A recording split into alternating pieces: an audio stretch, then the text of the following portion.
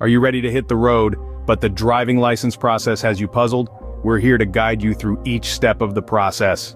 Step 1 is all about getting educated. To kick things off, you'll need to complete a 6-hour online course. Course link is available in the first comment. This includes an end-of-course test, and cost of the course is around $25. After passing this, you'll receive a link to a 2-hour Impact Drivers course. Another test, another victory, and another certificate. This time, valid for 3 months.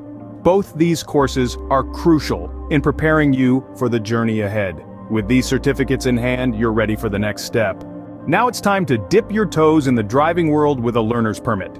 Take your certificates from the online and Impact Drivers courses to the DMV.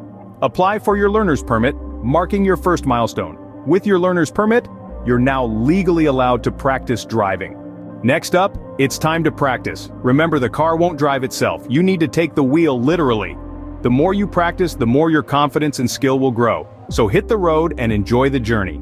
Once you feel confident, it's finally time for the driving test. The final hurdle in your driving license journey is the driving test. Present your learner's permit at the driving school where you'll showcase your driving skills. Make sure you've practiced enough and feel confident behind the wheel. The test will assess your knowledge of traffic rules and your ability to drive safely and confidently. While costs can vary, typically, you can expect to spend between $80 to $100 for this service. Pass this, and the open road awaits you. There's one more step ahead of you. Your driving school will provide you with a sealed envelope. Take this envelope and head straight to the Department of Motor Vehicles, the DMV. Here, they will open your envelope and verify its contents. If you've passed your test, which we're sure you have, the DMV will then issue your official driving license. Found this content useful? Consider subscribing.